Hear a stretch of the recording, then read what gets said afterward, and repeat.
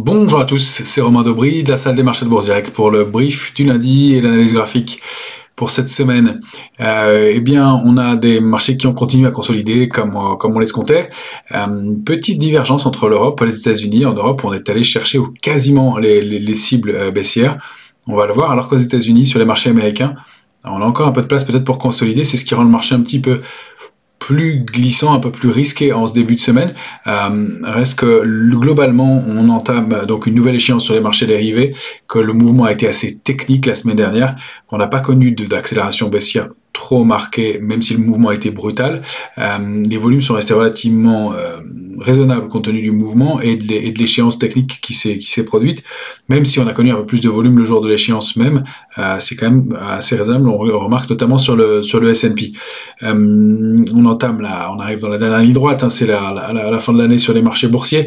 On n'a pas énormément de drivers cette semaine, on va le voir quelques-uns quand même importants. Du côté des portefeuilles et des couvertures, et ça c'est l'élément important, on a beaucoup de protection dans les portefeuilles, notamment sur l'indice CAC 40. La position ouverte, le nombre de contrats d'options est faible, très faible même, pour une nouvelle échéance, mais il y a beaucoup plus d'options de vente que d'options d'achat, et c'est le cas un peu aussi sur les indices américains et sur l'Eurostoxx. Donc on entame l'échéance du mois de janvier de façon assez prudente, peut-être un peu en roue libre, avec du cash, des opérateurs qui ont conscience des risques et de la récession qui pourrait arriver et qui a été repoussée de mois en mois, mais qui pourrait se matérialiser prochainement. Donc un peu de prudence, et ça c'est toujours favorable à la tenue au moins des indices dans l'immédiat, et on va le voir, on n'a pas de signaux d'accélération fort à la baisse, en tout cas tant que les niveaux sont préservés.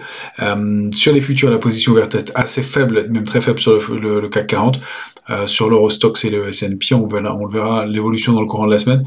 Pour l'instant, on a eu un tout petit peu de création de contrats, mais c'était la semaine d'échéance à la faveur de la baisse, donc peut-être un petit peu de pression baissière. On va voir si ça se confirme dans les prochains jours. Encore une fois, l'évolution de la position ouverte sur les futurs, elle est beaucoup plus difficile à détecter, à lire dans la semaine de l'échéance, parce que ce sont les phénomènes techniques qui jouent. Donc on va voir combien de contrats vont être détruits sur les indices américains et européens. Donc ça, on aura l'info demain. Donc je continuerai à publier à partir de demain, mardi 20 décembre, la position verte. Je recommencerai pour qu'on voit quelle est la pression et de quel côté elle se tourne. Pour l'instant, effectivement, fin de semaine dernière, un petit peu plus du côté des vendeurs.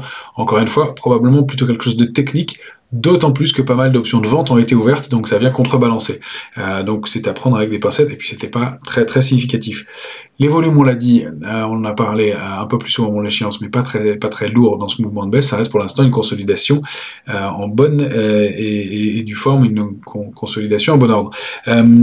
Côté macroéconomique, on a des rendez-vous importants quand même à surveiller cette semaine. On aura la confiance du consommateur du Conference Board mercredi. Évidemment, ça c'est à surveiller, mais le gros chiffre de la semaine, ce sera vendredi prochain, l'indice des prix PCE. C'est celui dans les services hors immobilier que regarde maintenant de plus en plus la Fed, mais donc ça va être un chiffre de l'inflation qui va être important, qui va être surveillé par les opérateurs vendredi après-midi prochain. Donc on sera le 23 décembre, autant dire qu'il y aura moins de monde sur les marchés, moins d'initiatives, mais des risques de décalage qui peuvent se matérialiser à cause ou à la publication de ce chiffre s'il sortait du consensus et des attentes. Et bien voilà, je vous propose de passer tout de suite au graphique. Alors, on commence toujours comme d'habitude par l'indice S&P 500 en hebdomadaire.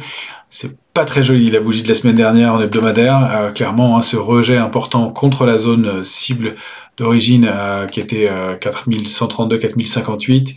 On a donc on voit bien ce mouvement de mèche fort et de rejet. On a enfoncé la première zone de retracement qui était 3956, 3907. Pardon, je remets les supports de la bonne couleur, je croyais l'avoir fait. Et les résistances de la bonne couleur, je veux dire, je croyais l'avoir fait.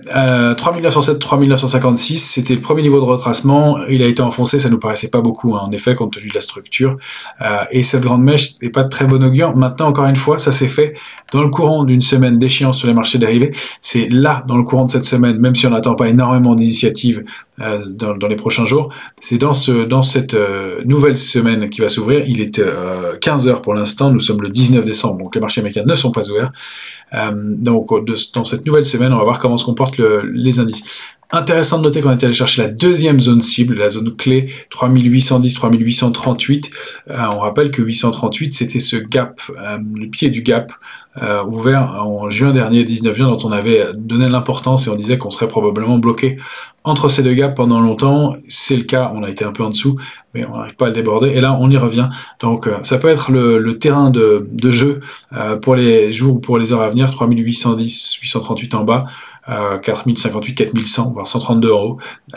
Pour l'instant, voilà, on peut continuer à consolider un peu, même aller un peu plus bas. On va le voir en zoomant en journalier sur le S&P. Les cibles se trouvent un peu plus bas. Alors, je vous ai laissé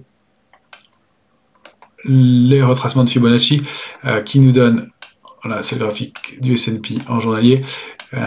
Donc déjà les retracements de Fibonacci qui nous indiquent qu'on a dépassé les 38,20 de retracement de la dernière séquence haussière avec des chances donc d'aller tester celle des 50%. On s'est arrêté donc dans cette zone 3810, 3838. Je mets ici, ce sera plus propre. Donc niveau important, et donc on peut envisager des extensions jusqu'à 3795,5. La cible du mouvement, on le rappelle, hein, c'est la taille de la structure, même si elle est un peu tordue, même si elle est un peu déformée. La cible idéale, elle se situe donc ici, sur des niveaux de support intermédiaire, un peu sans niveau d'ailleurs, hein, le support intermédiaire suivant correspondant bien au 61,80 de retracement. Donc, ou sinon d'aller chercher cette oblique haussière de long terme, le canal haussier de long terme, donc aux alentours de 3735. Alors ça laisse un mouvement qui est encore d'accélération baissière qui est possible, encore quelques pourcents, 2-3%. Ça peut se faire de façon assez brutale, d'aller taper pour revenir. On rappelle hein, que pas mal d'opérateurs eh bien, sont en retard dans ont été en retard dans le rebond qui s'est mis en place notamment en Europe, et probablement vont trouver avec des niveaux de retracement de cet ordre-là, 38 à 50%, des points d'entrée intéressants. Donc il est possible qu'il y ait des forces de rappel un peu sérieuses. Maintenant, de là à aller déborder la zone de consolidation 3907-3956, il va falloir des drivers importants. Il faudrait des drivers importants et des éléments. En revanche, que cette zone-là devienne une zone d'accumulation, on va voir comment se comporte le marché. Si on rompt 3810, c'est le niveau suivant avec cette zone 3706 en bas, 3758, et qui devient donc sous 3706 notre niveau d'alerte, hein, clairement, de moyen terme. Ce serait pas bon de repasser en dessous, on prête trop de niveaux, dont l'oblique donc de moyen terme. On va la conserver en mémoire ici. 3706, ça c'est vraiment le max. Donc les niveaux de retracement qui ne doivent pas être trop importants dans les jours à venir sur les indices dans ce contexte de manque d'initiative. On va aller voir le Nasdaq 100 en journalier. Si je l'ai bien chargé. Voilà, c'est fait. Là, alors voilà, pas mal d'indécisions, un peu des mouvements assez décousus, une forme de structure en triangle.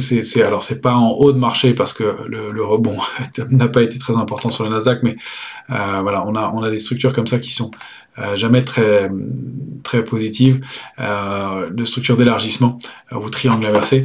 On sort par le bas, donc pareil, consolidation. Alors difficile de détecter des cibles là-dedans. On peut essayer de dupliquer la taille du range précédent. On est passé en dessous, donc on a des chances d'aller chercher le suivant. Il y a un niveau de support majeur à 10 960. De la même façon, on a rompu cette oblique sur laquelle on s'appuyait. Je la conserve parce que vous voyez, on est bien allé s'appuyer dessus au plus haut de la séance du vendredi dernier, cette séance d'échéance. Peut-être donc pour aller se recaler entre 11 463 et 10 960 avec des extensions possibles jusqu'à 10 902. Donc la logique baissière est toujours en place. Bien entendu, on a un nouveau trading range qui va plutôt se positionner ici maintenant. Alors on peut le raccourcir entre là et là, mais cette idée de trading range, d'essayer de bien attaquer au milieu du champ de tir, vendre ici c'est un peu tard. En revanche, essayer de trouver des points d'entrée à l'achat ici, pourquoi pas, avec des stops courts, considérant que notre alerte elle est positionnée un peu plus basse, elle sera sous 10 690, ce sont les points bas de l'année hein, sur le Nasdaq. Lui il a retracé beaucoup plus sévèrement, il est toujours très en retard, et c'est toujours un indice faible de ces dernières semaines. Ça n'est pas pour le moment. Donc, réussir à se réinstaller en revanche au-dessus de 10 463, 11 638. on pourrait reprendre des couleurs, on voit qu'on a été aussi comblé ce gap qu'on avait laissé ouvert en novembre dernier, que le marché avait bien vu et qui lui a permis de réagir un petit peu.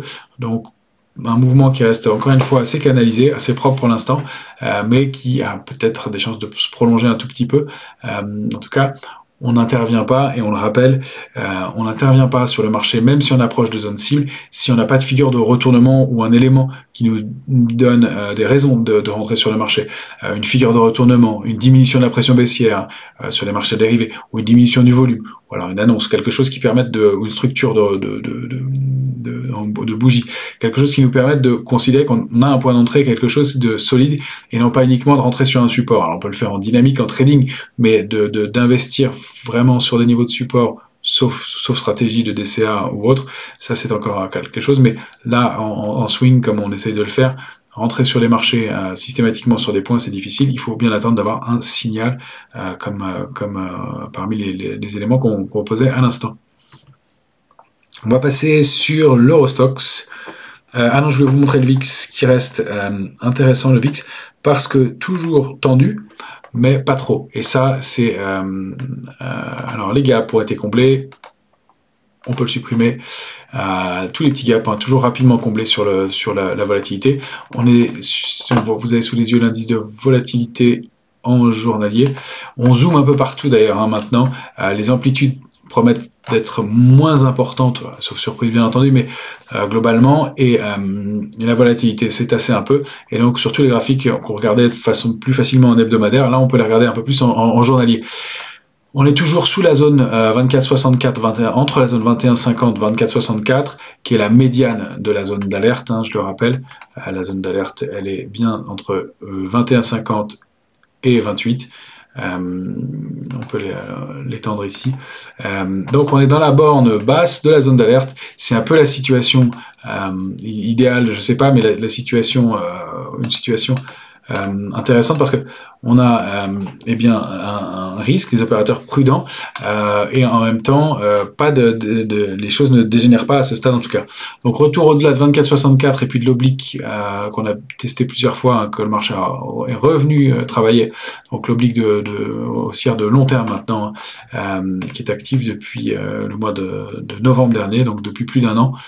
Donc on passe à du long terme. Et bien on est allé chercher ce niveau, donc entre 24,64 et 25,12, risque d'accélération baissière du marché et risque de retour en zone partie haute de la zone d'alerte.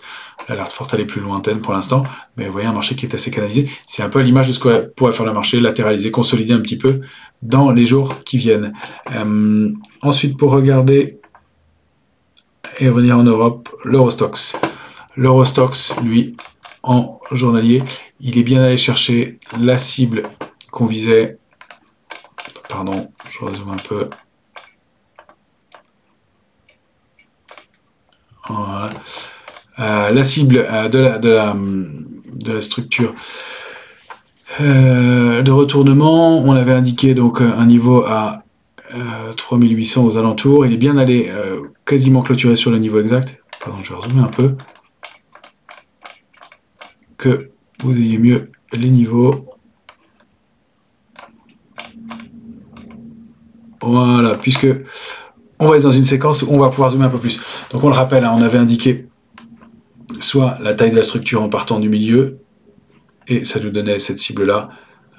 On est allé parfaitement la tester, on a réagi dessus. On a clôturé la séance donc de vendredi sur ce niveau-là. Aujourd'hui, tentative de rebond à l'ouverture, on est un peu au-dessus du support à 3806, mais on voit que rapidement, il y a des forces de rejet, la consolidation n'est pas terminée. Deuxième façon de calculer la structure de retournement, c'était de la prendre comme une tasse et anse inversée, la tasse, la anse un peu violente, soit avec les chiffres de l'inflation, et ce retour, et donc la cible complémentaire, elle donnerait des niveaux situés aux alentours de 3756. C'est peut-être les extensions qu'on peut aller chercher, on va la placer après maintenant, par la suite. Donc, toujours une phase de consolidation, pas de figure de retournement, et encore une fois, c'est pas parce qu'on est allé chercher les premières cibles qu'il faut payer tout de suite, sauf mouvement technique, ce qui s'est produit, mais pas pour se positionner à l'achat fort. Dans ce contexte-là, on reste assez vigilant. L'alerte de moyen terme est plus basse, elle est toujours située sous 3730. On va aller voir le futur CAC 40, cette fois-ci en 14 heures. Lui aussi est quasiment allé chercher sa cible. On avait indiqué, ben, j'ai laissé le trait en toute transparence à 6409, pardon. 6409. On n'est pas allé très loin, hein, plus bas à 20 tours. 20, donc on n'est pas allé très loin, on a réagi, et là on est en train de travailler à un niveau de résistance intermédiaire à 689.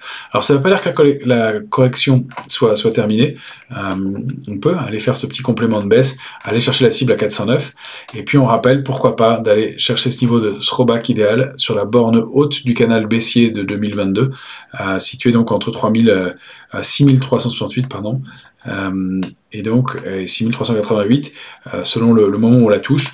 On a remonté notre niveau, on a abaissé notre niveau d'alerte à 6323 qu'on allait chercher par extension, compte tenu de la consolidation complémentaire possible sur les indices américains aussi. On a pourquoi pas des possibilités d'aller consolider dans cette zone-là, d'aller en intraday faire des extensions, mais ne pas rompre 6323, je vais y arriver, en tout cas en clôture. Ce serait vraiment pas bon signe parce qu'on repasserait sous ce canal baissier qui, on le rappelle, est actif depuis le début de l'année, qu'on avait débordé puissamment début novembre, le 10 novembre. Donc voilà, pas de signaux de retournement dans l'immédiat, la structure elle est bien en place, la cible bien identifiée, c'est donc voilà, un marché qui consolide, on peut latéraliser un peu. Si on repasse 512, 626, un peu de mieux, c'est surtout au-delà de 6550 qu'on pourra redevenir haussier à court terme, en intraday, la hausse de court terme elle serait réactivée au-delà de 6608. Pas pour tout de suite, a priori, sauf évidemment une nouvelle ou changement majeur. On va pouvoir consolider un peu, construire quelque chose, peut-être une figure de retournement. On voit qu'on a déjà eu des forces de rappel intéressantes dans cette zone, qui nous a permis d'alléger nos positions baissières d'ailleurs. C'est pour ça qu'on est moins protégé compte tenu du niveau de couverture dans les portefeuilles, qui met a priori en sécurité contre des mouvements d'accélération plus important et plus marqué à court terme. On peut regarder maintenant le Brent. Lui continue à consolider dans son canal baissier. On peut se mettre en hebdomadaire. On a peut-être une structure de tasse et 11 qui se met en place. Là, on c'est un peu large, mais on repasse au-dessus de 80-25. On tente en tout cas de se réinstaller autour. Et puis surtout de cette oblique qu'on avait vu il y a quelques semaines, voilà, formé par les points bas de la semaine du 11 avril, point bas du 26 septembre, la semaine du 26 septembre, et du 28 novembre qu'on avait donc testé. On oscille toujours autour, on est toujours dans le bas de ce canal qui est propre, qu'on a bien testé, sur lequel on s'est appuyé. Donc le retour au-delà de 80-25 et surtout de cette petite oblique 80-65 permettrait donc une accélération pour aller chercher le haut du canal. On a une cible majeure, une résistance majeure à 87-40. Ça reste technique et ça reste dans un marché baissier, donc l'essence prioritaire reste la baisse. N'empêche qu'on peut chercher des signaux de rebond dans un mouvement qui est propre et canalisé. L'indice CRB de la même façon, on l'a regardé plusieurs fois, lui aussi réagit bien sur l'oblique haussière de long terme, la ligne de tendance haussière de long terme, toujours sur le même type de structure. On va voir si elle tient, mais il y a effectivement ce qu'on a considéré comme un ratio risque-rendement intéressant. C'est pour ça qu'on est re-rentré ici sur le CRB en n'insistant pas si ce niveau et cette oblique étaient rompus aux alentours de 24,70. On a mis notre 23,70. On a mis notre stop. Voilà pour le CRB. On a ensuite l'argent qui donne des signaux toujours haussiers, toujours intéressants. Alors un peu comme le reste du marché, un peu d'épuisement à court terme. On est allé buter sur un niveau psychologique 24-24-10, une résistance intermédiaire. Pour moi, le gros niveau, c'est plutôt 24-40, qui est un niveau de long terme. Et la cible se situe plutôt à 24-90, donc entre les deux résistances majeures, 24-40, 25-32. On va le voir en journalier. L'argent évolue a priori au sein d'un canal haussier de court terme maintenant. Il a mieux travaillé la borne haute que la borne basse d'ailleurs, mais on a des récurrences ici, ici et là. On n'est pas allé chercher la borne basse depuis longtemps, donc l'argent consolide un peu, ce serait très bien, ça nous donnerait des points d'entrée situés donc bien pour aujourd'hui aux alentours de 22,20. Ce sont des cibles qui ont situé entre 22,20 et 22,62 selon le moment par la semaine et qui nous offriraient des points d'entrée pour aller chercher donc la cible à 24,90 et cette grosse zone de résistance dans laquelle il pourrait consolider. C'est une construction qui se fait doucement et depuis plusieurs semaines. On rappelle qu'on avait considéré depuis l'été ce niveau de 18,26, 19,67 comme un niveau d'accumulation. Ça se met bien en place et ça se confirme. De la même façon, l'or eh bien, accumule aussi au-delà de cette oblique. Alors, c'est une oblique qui a été très travaillée. Moi, j'aime moins travailler les obliques, mais quand elles sont aussi identifiées par le marché, elles datent de 2020 maintenant, hein, et on voit combien de fois on a buté dessus, et combien de fois on s'est articulé, comme ça a servi de zone de polarité, même ici hein, aussi, où on a essayé de repasser au-dessus avant de basculer en dessous, rebuter dessus. Ici encore, et là pour l'instant on est installé au-dessus. Donc tant qu'on est au-dessus, on va chercher des signaux acheteurs, mais on a cette grosse résistance à 1814. Donc toujours, eh bien, comme ça avait été le cas sur l'argent, une zone d'accumulation qui avait été très très bien travaillée, hein, de façon assez harmonieuse, assez symétrique. Et là pour l'instant, cette bougie d'indécision, cette grande bougie hebdomadaire d'indécision la semaine dernière, et pour l'instant un peu de consolidation complémentaire. Pas de momentum fort pour les heures à venir en tout cas, et plutôt l'heure est plutôt à la prise de bénéfices, toujours un peu comme sur les indices d'ailleurs.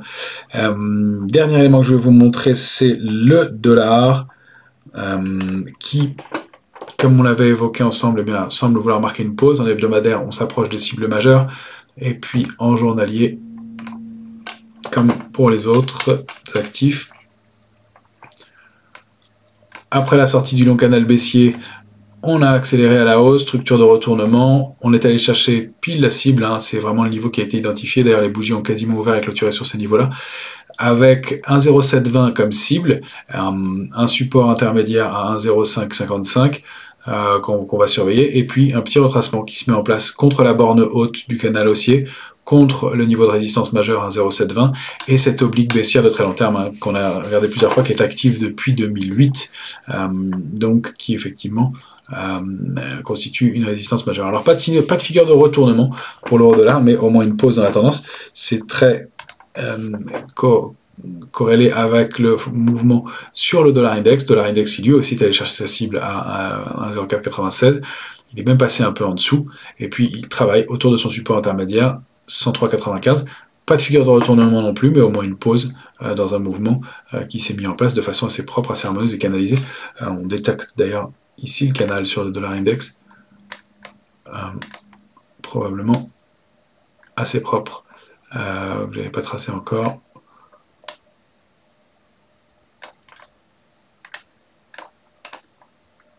Et qu'on doit retrouver ici.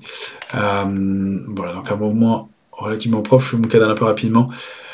Ça mériterait un peu mieux. Pour l'instant, ça reste baissier, pas de retournement, mais une pause au moins sur un niveau de support majeur et intermédiaire ici.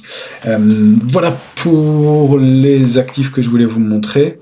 Difficile donc de décider si l'accélération baissière qu'on a connue tient vraiment eh bien, à des éléments techniques liés à l'échéance des marchés dérivés de décembre, les 4 sorcières du mois de décembre, donc qui ont eu lieu vendredi dernier.